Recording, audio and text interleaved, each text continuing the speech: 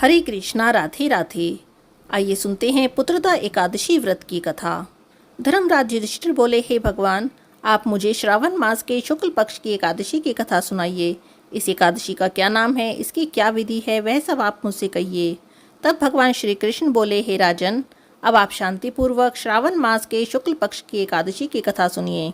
इस कथा के श्रवण मात्र से ही वाजपेयी यज्ञ का फल प्राप्त होता है। द्वापर युग के प्रारंभ में महिष्मती नाम की नगरी थी।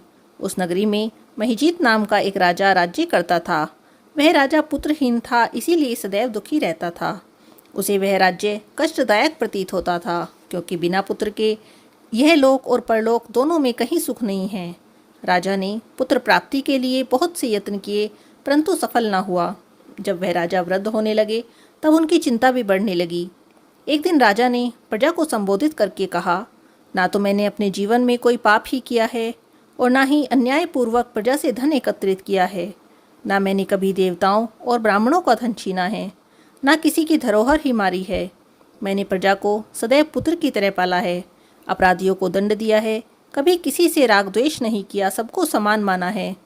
इसी प्रकार धर्मयुक्त राज्य करने पर भी मैं इस समय महान दुख पा रहा हूँ। इसका क्या कारण है, मेरी तो कुछ समझ नहीं आता। राजा महिजीत की इस बात को विचारने के लिए मंत्री आदि वन को गए। वहाँ वन में जाकर उन्होंने बड़े बड़े ऋषि मुनियों के दर्शन किए। वहाँ वे वयोवृद्ध और धर्म की ज्ञाता महर्षि लोमेश के पास गए।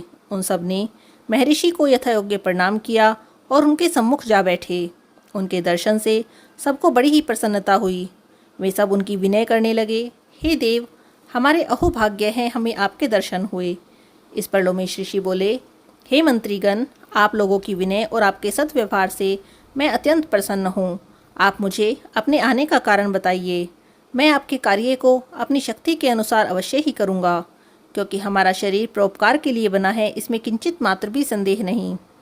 लोमेश ऋषि के ऐसे वचन सुनकर मंत्री बोले, हे महर्षि, आप हमारे समस्त बातों को जानने में ब्रह्मा जी के समान समर्थ हैं, अतः आप हमारे संदेह को दूर कीजिए। महिष्मती नाम की पुरी में महिजीत नाम के एक धर्मात्मा राजा हैं। वे प्रजा का पुत्र की तरह पालन करते हैं, किंतु फिर भी पुत्रहीन हैं और इससे दुखी रहते हैं। इसका कारण अभी तक ज्ञात नहीं हो सका, इसीलिए हम आपके पास आए हैं। जब से हमने आपके दर्शन किए हैं, हमें पूर्ण रूप से विश्वास हो गया है कि हमारा कष्ट अब अवश्य ही दूर हो जाएगा, क्योंकि महान पुरुषों के दर्शन मात्र से ही प्रत्येक कार्य की सिद्धि हो जाती है। अतः अब आप हमको राजा के पुत्र होने का उपाय बताइए। ये सब बातें सुनकर लोमेश ऋषि ने एक क्षण के लिए अपने नेत्र बंद किए और राजा के पूर्व जन्मों का विचार करने लगे। विचार कर बोले, हे श्रेष्ठ पुरुषों, यह राजा पिछले जन्म में अत्यंत निर्धन थे और बहुत बुरे कर्म किया करते थे। एक गांव से दूसरे गांव में घूमा करते थे। एक दिन ज्येष्ठ मास के शुक्ल पक्ष की एकादशी थी। ये 1-2 दिन से भूखे थे। दोपहर के समय एक ब्याई हुई गाय प्यासी जल पी रही थी। राजा ने उसको प्यासे ही भगा दिया, जल नहीं पीने दिया और स्वयं वहीं जल पीने लगे। हे ब्राह्मणों, इसीलिए राजा यह दुख भोग रहे हैं। एकादशी के दिन भूखा रहने से राजा का व्रत हो गया और उन्हें इस जन्म में राजा होना पड़ा, और प्यासी गौ को पानी पीने से हटाने से पुत्र वियोग का दुख भोगना पड़ रहा है। इस पर सब ऋषि बोले, हे महर्षि, शास्त्रों में लिखा है कि पुण्यों से सब पाप नष्ट हो जाते हैं, इसीलिए कृपा करके आप राजा के पूर्व जन्म के पाप नष्ट होने का उपाय बताइए, क्योंकि उस पाप के क्षय होने से पुत्र रत्न की प्राप्ति होगी। ब्राह्मणों के ऐसे वचन सुनकर लोमेश ऋषि बोले, पुत्रदा एकादशी का तुम सब लोग व्रत करो, रात्रि को जागरण करो और उस व्रत का फल राजा को प्रदान कर दो। इस कार्य को करने से तुम्हारे राजा के पुत्र होगा और राजा के समस्त दुख दूर हो जाएंगे।